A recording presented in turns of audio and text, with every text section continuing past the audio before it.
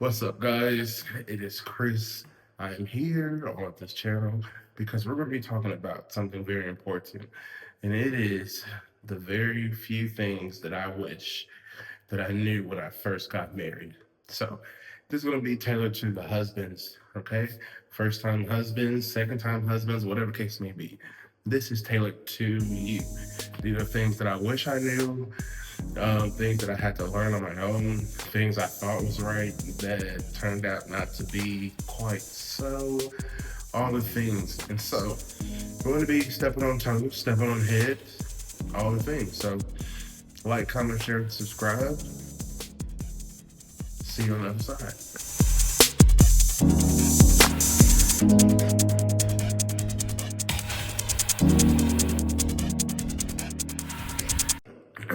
I have been married for almost 5 years. Now, some of you who may watch this will say, you haven't been married long enough. I beg to differ. This is why.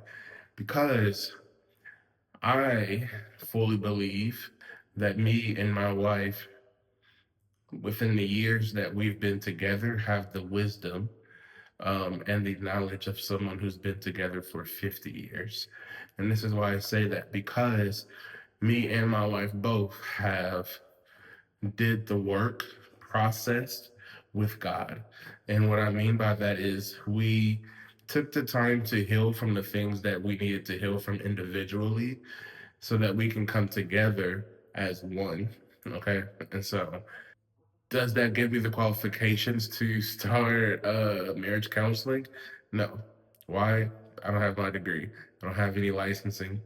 But what that does give me is the ability and the authority to be able to just give you the realness of my experiences as a husband, right? And so, with that being said, let's go ahead and get started. My number one, which is not in any particular order of rank, the number one thing that I wish I knew before I got married as a husband was to destroy all social norms. I wish I would have thrown away all social norms. Now, my mom was a single parent raising three kids on her own. You know, we had my grandma. My grandma helped raise us. And, I wasn't raised in a household that had different men going in and out of the house. No, praise God. Um, I was raised by the men who came into my life in different areas. So some teachers, some coaches, some men at church, things like that. I was raised by watching other men be men, if that makes sense. And so my mom was able to teach me how to be a man based off of course, the things that she's witnessed, the things that she knows.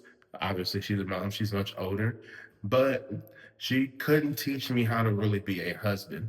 She can teach me the characteristics of it, but she couldn't really teach me how to be a husband. So I had to depend on what I seen with my own eyes, what I heard with my own ears, and what that was. What the things that I saw was, you had to be dominant. You had to um, make money, right? Be successful. You have to be the breadwinner because you have to be the one to take care of your family, right? You have to be the one to take care of your wife, your kids, your well-being. You were the one who had to do all of that, you know. Um, and that was what I seen on TV. It shows on TV. No one told me um, that wasn't the case. And so, in some aspects and facets of my marriage in the beginning, that's what I was searching for. I was searching only for jobs that could pay well, jobs that will be able to give me the stability to take care of my family.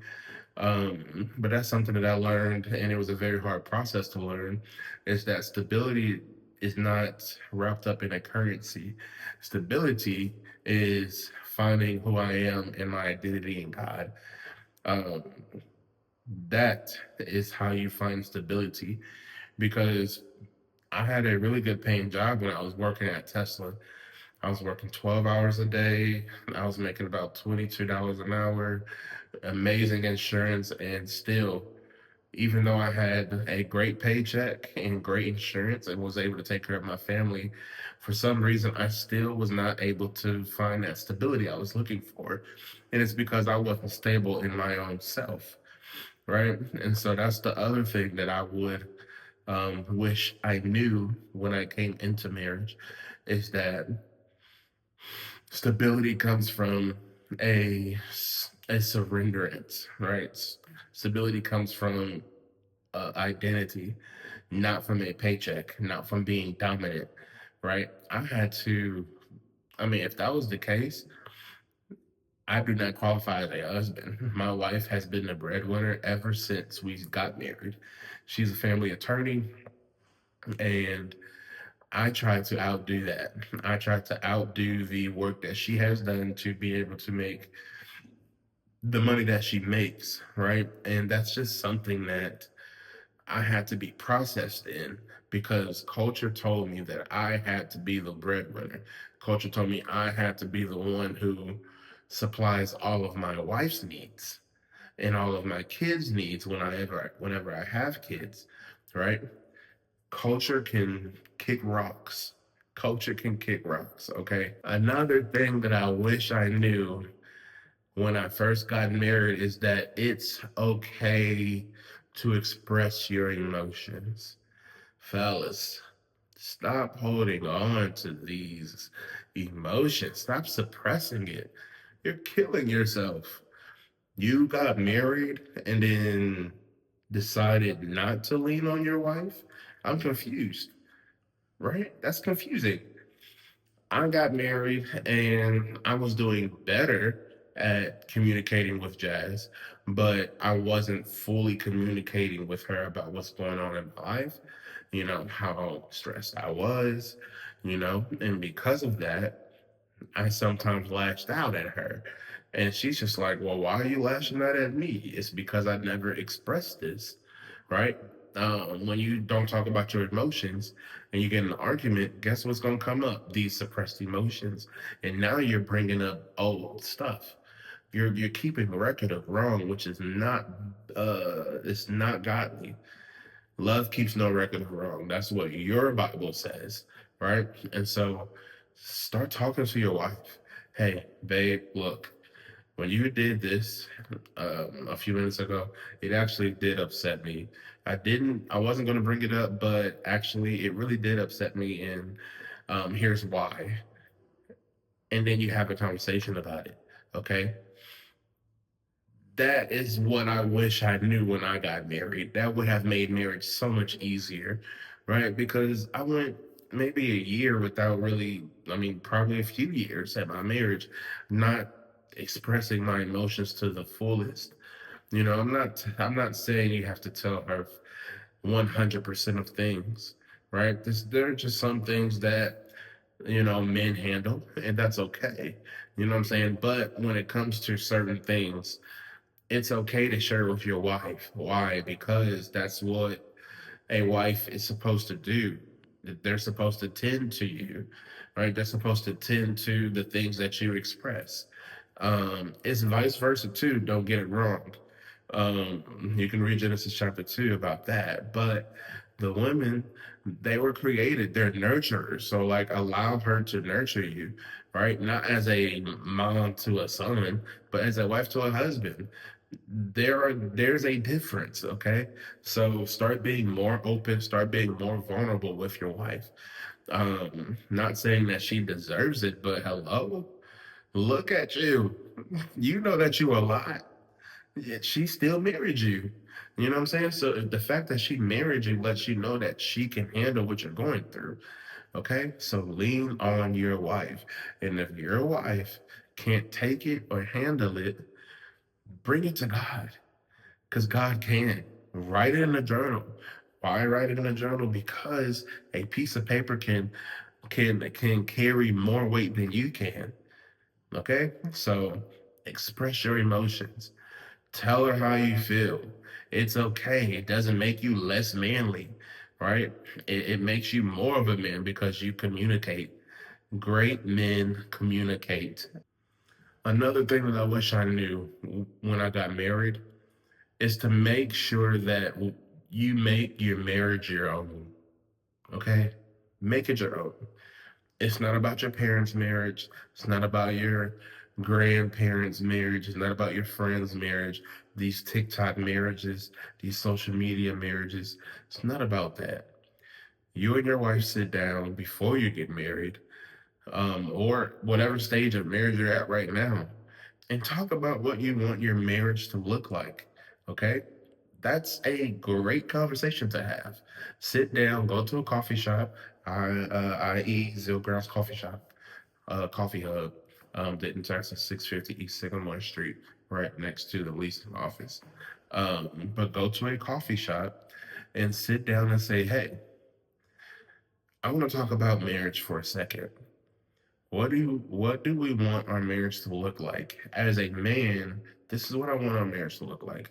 As a woman, this is what I want my marriage to look like. And then you communicate, right? We just talked about communication. And so it's fully okay for you to express what you desire in a marriage, right? And yes, there may be some principles that you've seen from your parents that you want to implement. That's fine. But what I am saying is stop imitating marriages.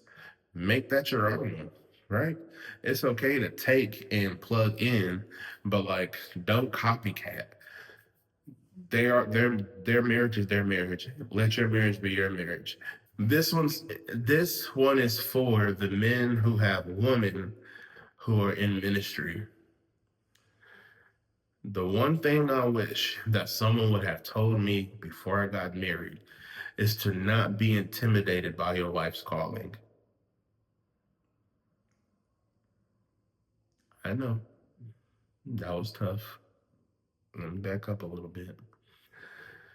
I wish I wasn't intimidated by my wife's calling.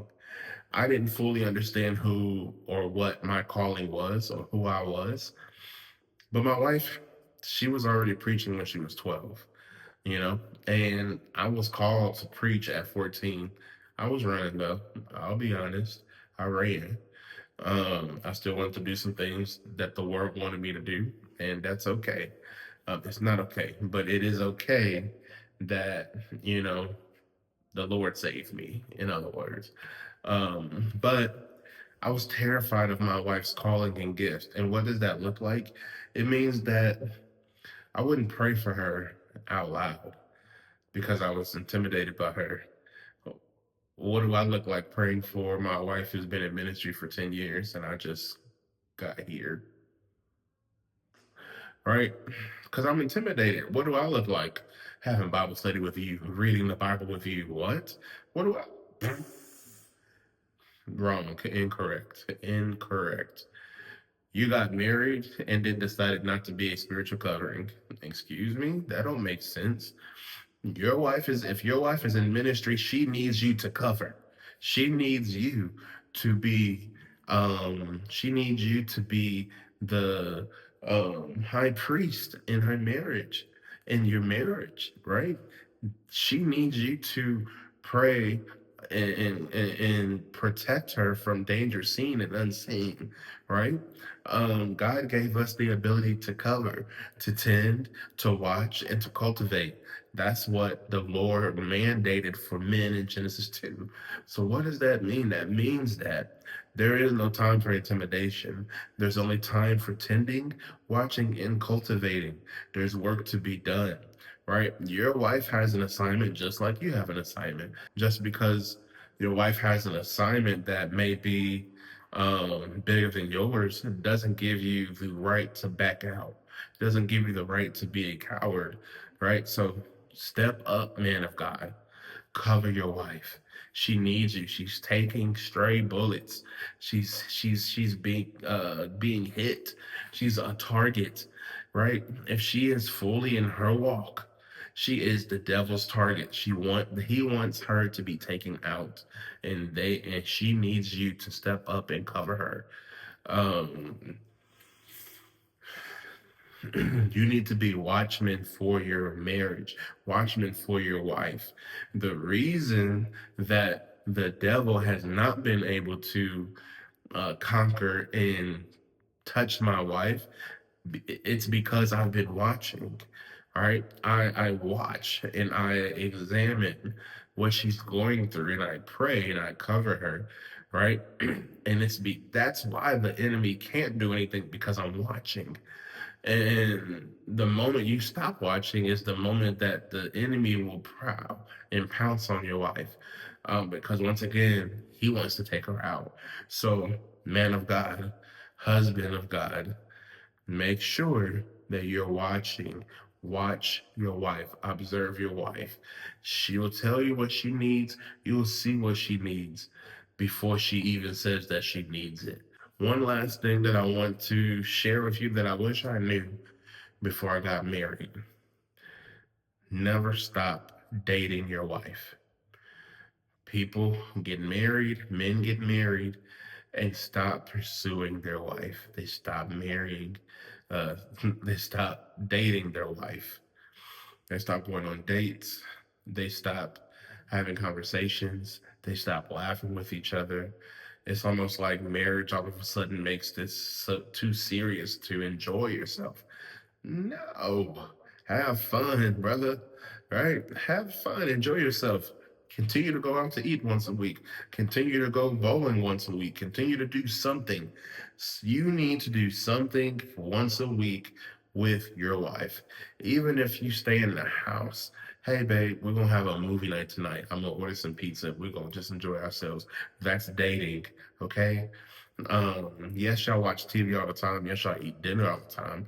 But when you tell her, hey, I know we watch dinner all the time, we'll watch TV all the time, watch movies together and things like that, this is going to be different. All right. I'm going to order us some food.